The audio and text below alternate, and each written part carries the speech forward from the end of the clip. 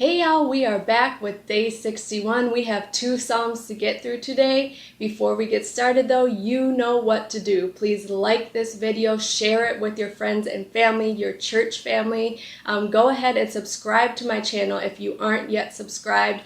Let's get going, guys. We are in the last third of this. I am so excited that we are on the home stretch. I hope that you have gotten so much out of this up to now, and I certainly hope that in these last 30 days you will continue to gain revelation and knowledge and just continue to grow your love for the Lord.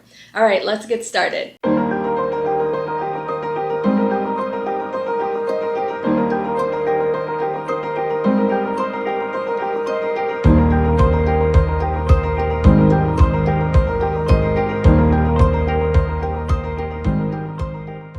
Alright, so let's start with Psalm 108. I'm going to read from the New King James Version. O God, my heart is steadfast. I will sing and give praise even with my glory. Awake, lute and harp. Oh, I will awaken the dawn. I will praise you, O Lord, among the peoples, and I will sing praises to you among the nations. For your mercy is great above the heavens, and your truth reaches to the clouds. Be exalted, O God, above the heavens, and your glory above all the earth, that your beloved may be delivered. Save with your right hand and hear me. God has spoken in his holiness. I will rejoice. I will divide Shechem and measure out the valley of Succoth. Gilead is mine, Manasseh is mine, Ephraim is also the helmet for my head. Judah is my lawgiver, Moab is my washpot. Over Edom I will cast my shoe, over Philistia I will triumph. Who will bring me into the strong city? Who will lead me to Edom? Is it not you, O God, who cast us off? And you, O God, who did not go out with our armies? Give us help from trouble, for the help of man is useless. Through God we will do valiantly, for it is he who shall tread down our enemies. So here we have a psalm from David. It is about God's love, but it's also about his protection, not only for David, but David's people and his sovereignty over all the nations, over all of the earth. So we have actually read these stanzas before. Verses 1 through 5 are found in Psalm 57, verses 7 through 11. And then verses 6 through 13 are found in Psalm 60, verses 5 through 12. Both Psalms 57 and 60 were laments. They were written in distress and upheaval. And the stanzas we see here in these Psalms respectively were kind of the hope that the psalm was built on. It was the faith in God shining through.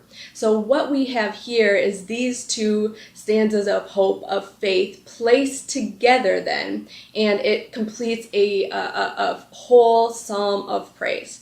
So today I'm not going to go through what these stanzas, the in-depth discussion of these, because I have already done that. You can go back to days 28 and 31 and rewatch those, or just catch the revelation, and that should give you what you need to understand this psalm. All right, so we're going to go ahead, we're going to move into Psalm 109, and I'm going to read from the ESV.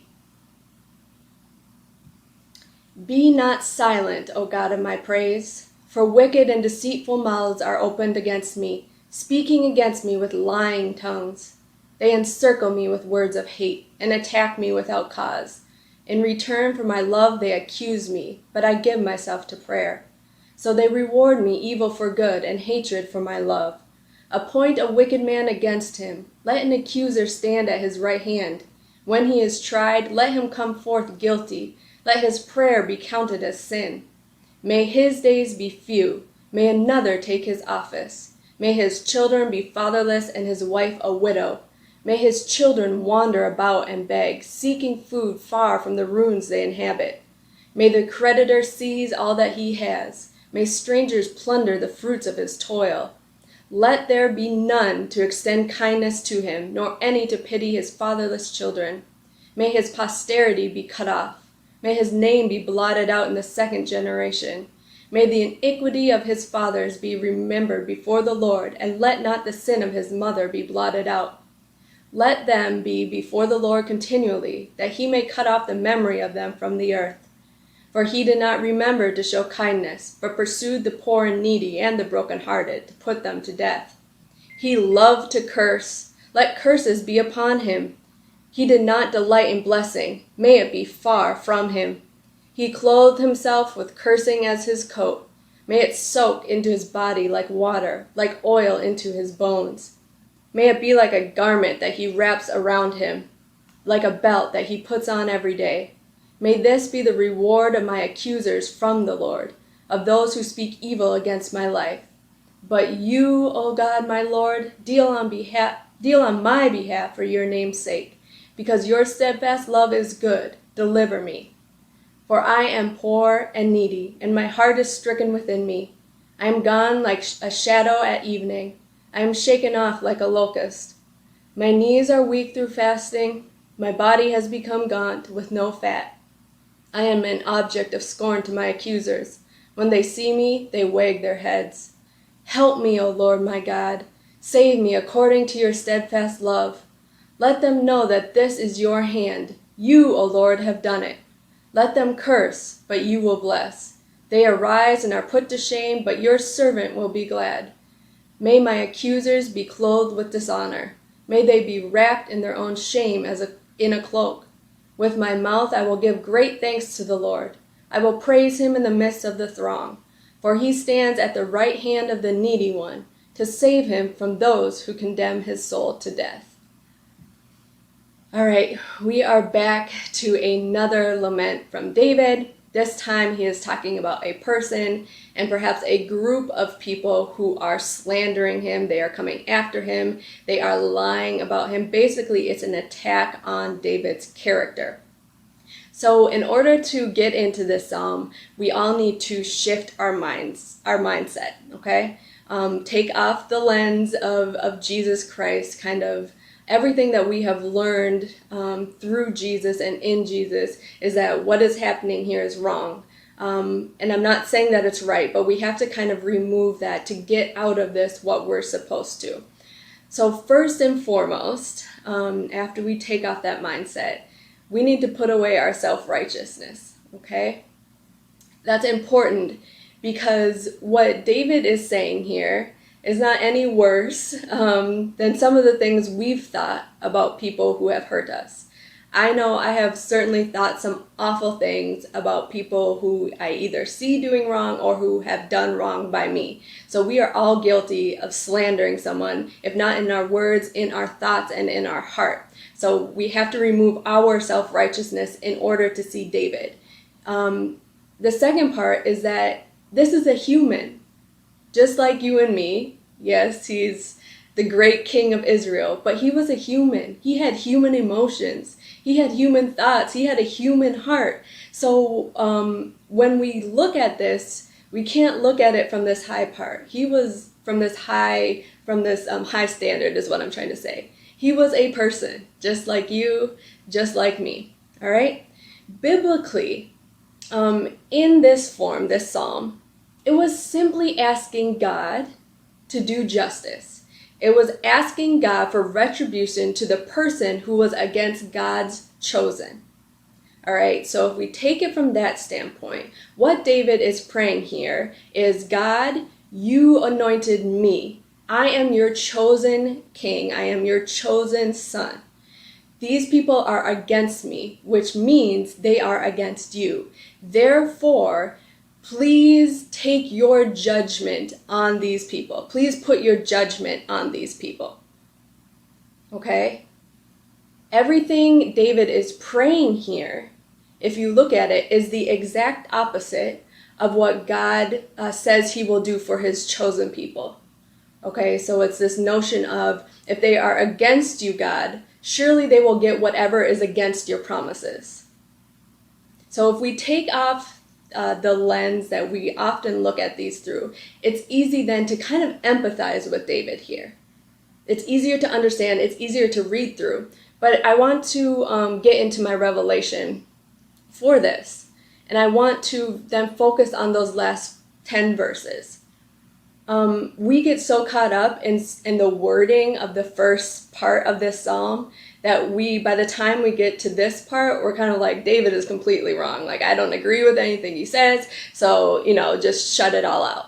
Whereas if we take it from a human perspective, then these last verses become more real. They become more personal. So I want to look first at verses 23 through 25. They are very real. They are very human. Okay? And I'm going to read to you actually how the CEV translates it. It says, I am poor and helpless, and I have lost all hope. I am fading away like an evening shadow. I am tossed aside like a crawling insect. I have gone without eating until my knees are weak and my body is bony. When my enemies see me, they say cruel things and shake their heads. I'm not sure about you, but I know that I have certainly felt this way. I have had all of these emotions.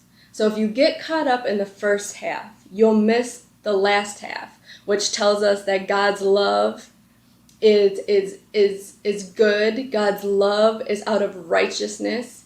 God's loving kindness, his grace and mercy flow out of who he is. And we see in verse 31 that God stands at the right hand of the needy one, and that he will save us from those who slander us, from those who condemn, from those who come against us. So we really see God's goodness here. And in order for us to see that, we also have to see the first part as human. How God loves us even when we hold these thoughts in our hearts. How God extends grace and mercy to us even when we say things about people that are not righteous, that are not loving, that are certainly not like what Jesus would tell us to say. So in this psalm, yes, we have a what not to do. We don't pray the things that David prayed. But we also have a here's what to do when you're coming under attack, whether it be gossip, slander, someone's trying to, assassinate your character, whatever it may be. We have a kind of step-by-step what to do. The first thing is to cry and lament to God, to release all those emotions. You're not hiding anything from God. You may think something, and because you don't, say it, you may believe that God doesn't know, but he knows the things that you hold in your heart. So release it to God. God, I am feeling this way about these people. God, what I really want is to see these people face some very negative consequences in their life. He already knows, so we have to release it to him. It's that honesty that he desires from us. Because if we can trust him with the worst parts of us, with the dirty, rotten parts of us, that's how his love becomes magnified. That's how we truly feel and understand his love. And then we can begin to stand on God's goodness. We can begin to stand on his mercy. We can begin to stand on his saving hand, which will always give us a victory no matter what the circumstance. All right? You know what I'm going to say. Please go back to these Psalms, read it. Like I said, for the first Psalm, go back to my past videos, check out what those stanzas meant in the context of their original Psalms, and then go through this last one. Try to remove that David is wrong here lens and really feel him as a human here. All right, I am looking forward to tomorrow. We have another 3 Psalms to get through, so I will see you then. Bye.